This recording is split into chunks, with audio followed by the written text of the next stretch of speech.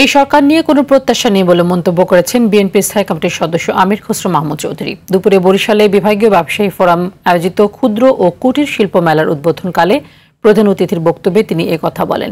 তিনি আরো বলেন, এটা সাময়িক সরকার, নির্বাচিত সরকার এলে অর্থনৈতিক প্রবৃদ্ধি বাড়বে। মেলায় সাংবাদিকদের প্রশ্নের জবাবে তিনি আরো বলেন, দেশের মানুষ ভোট দেওয়ার জন্য মুখিয়ে আছে, তাই তিনি মনে করেন কমিশনের ঘোষিত সময়েই নির্বাচন হবে।